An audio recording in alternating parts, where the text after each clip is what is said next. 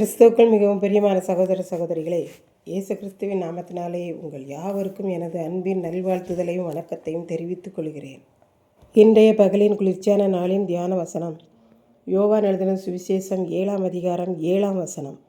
உலகம் உங்களை பகைக்க மாட்டாது, அதன் கிரியைகள் பொல்லாதவைகளாய் இருக்கிறதென்று நான் சாட்சி கொடுக்கிறபடினாலே அது என்னை பகைக்கிறது. இயேசு 12 சீடர்களை நோக்கி, நான் உங்களை தெரிந்து கொண்டேன், ஆனாலும் உங்களுக்குள்ளும் ஒருவன் பிசாசாயிருக்கிறான் என்று கூறினார். யூதர்கள் இயேசுவை கொலை செய்ய சமயம் பார்த்து கொண்டிருந்ததினால் இயேசு தன் குடும்பத்தோடு யூதர்கள் இருக்கிற யூதேயாவை விட்டு கலிலேயாவுக்கு போய் அங்கே குடும்பமாய் வாழ்ந்து வந்தார்கள். அந்த நாட்களிலே யூதேயாவில் கூடாரப் பண்டிகை வந்தது. மரியாளுக்கும் யோசேப்புக்கும் பிறந்த இயேசுவின் சகோதரர்கள் அவரை நோக்கி, நீர் செய்கிற அற்புதங்களை எல்லாம் யூதேயாவில் இருக்கிற உம்முடைய சீசர்களிடத்தில் போய் அவர்கள் பார்க்கும்படியாக செய்யும், அப்போதுதான் நீர் பிரபலமாக முடியும் என்றார்கள். இயேசுவின் சகோதரரும் இயேசுவை விசுவாசிக்கவில்லை, ஆகவே அப்படி கூறினார்கள். இயேசு அவர்களை பார்த்து, என்னுடைய நேரம் இன்னும் வரவில்லை, எனக்கு பிதா எந்த நேரத்தில் அனுப்புகிறாரோ அப்பொழுதுதான் நான் வர முடியும். உங்களுக்கு அப்படியல்ல. ஆகவே நீங்கள் போங்கள், உலகத்தின் கிரியைகள் எல்லாம் பொல்லாதவைகளாய் இருக்கிறது, உலகத்தில் வாழ்கிற மக்கள் எல்லாரும் பொல்லாதவர்கள் என்று நான் அநேக உதாரணங்களோடு சாட்சி கொடுக்கிறபடியால் என்னை உலகம் பகைக்கிறது.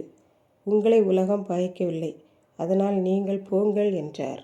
அதனால் இயேசுவின் சகோதரர்கள் மரியாள் யோசேப்பு எல்லாரும் குடும்பமாய் கூடார பண்டிகைக்கு எருசலேம் சென்றார்கள். இயேசு கலிலேயாவிலே இருந்துவிட்டார். பின்பு வெளியரங்கமாய் பண்டிகைக்கு போகாமல் யாருக்கும் தெரியாதபடி அந்தரங்கமாய் சென்றார். பண்டிகையிலே யூதர்கள் அவரை கொலை செய்யும்படி தேடினார்கள். ஜனங்களில் சிலர் நல்லவர் என்றார்கள், சிலர் அவன் ஜனங்களை வஞ்சிக்கிறான் என்றார்கள். அதனால் அவரை குறித்து முறுமுறுப்பு உண்டாயிற்று. இயேசு யாருக்காக அவர்களுடைய சந்ததியில் வந்து பிறந்தாரோ அவர்கள் அவரை நம்பவில்லை. அவரை எப்போது கொலை செய்யலாம் என்று சமயம் பார்த்து கொண்டிருந்தார்கள். மக்கள் இயேசுவை நம்புவது யூதர்களுக்கு பிடிக்கவில்லை. ஆகவேதான் இயேசு இவர்களிடம், நான் எவ்வளவு அற்புதங்கள் செய்திருக்கிறேன், எவ்வளவு உவமைகளை கூறியிருக்கிறேன், ஆனாலும் என்னை மேசியாவாக ஏற்றுக்கொள்ளாமல் அவர்கள் இருக்கிறதுனால் மனுஷனுடைய கிரியைகள் பொல்லாதவைகளாய் இருக்கிறது என்று இயேசு கூறினார். இப்படித்தான் சிவகாசி பகுதியில் ஊழியம் செய்த ஆங்கிலேயர் தாமஸ் கெதர்டன் ராக்லண்ட் என்பவர், இந்தியா என்ற ஒரு நாடு இருக்கிறது, அங்கே மக்களுக்கு இயேசு என்றால் யார் என்று தெரியாது என்று கேள்விப்பட்டார். தன்னுடைய கல்வியை முடித்துவிட்டு இளம் வயதிலேயே அவர் கப்பல் மூலமாக இந்தியாவில் உள்ள சிவகாசி பகுதியை வந்து அடைந்தார். வந்து நம்முடைய மொழியை கற்றார். கற்றுக்கொண்டு இயேசுவை பற்றி தெரு தெருவாக கூறினார். மக்கள் யாருமே அவரை ஏற்றுக்கொள்ளவில்லை.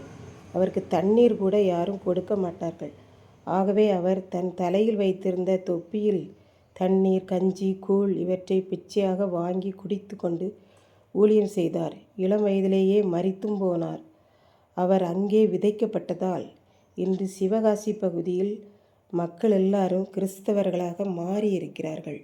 அப்படி அவர் அவருடைய நாடு, குடும்பம், சொகுசான வாழ்க்கை, இனஜனம் எல்லாவற்றை விட்டு கிறிஸ்துவின் அன்பை ருசித்தபடினாலே இந்தியா வந்து ஊழியம் செய்தார். அவ்வாறு அவர் வந்திருக்கிறார் என்பதை காலப்போக்கிலே அறிந்தும் அவரை ஏற்றுக்கொள்ளவில்லை, இயேசுவையும் ஏற்றுக்கொள்ளவில்லை. மாறாக அவருடைய தொப்பியில் துப்பி இதை குடி என்று தண்டனையெல்லாம் கொடுத்தார்கள். கஞ்சி கூழையும் தன் வீட்டில் உள்ள தட்டுகளில் கொடுக்க மாட்டார்கள். அதனால் அவர் தலையில் வைத்திருந்த தொப்பியிலேயே கஞ்சி வாங்கி குடித்தார். அந்த அளவுக்கு மனிதனுடைய கிரியைகள் பொல்லாதவைகளாய் இருந்தது என்று பார்க்கின்றோம். இதைத்தான் நம்மை ஆண்டவர் சொல்லுகிறார், உலகத்தின் கிரியைகள் எல்லாம் பொல்லாததாய் இருக்கிறது என்று.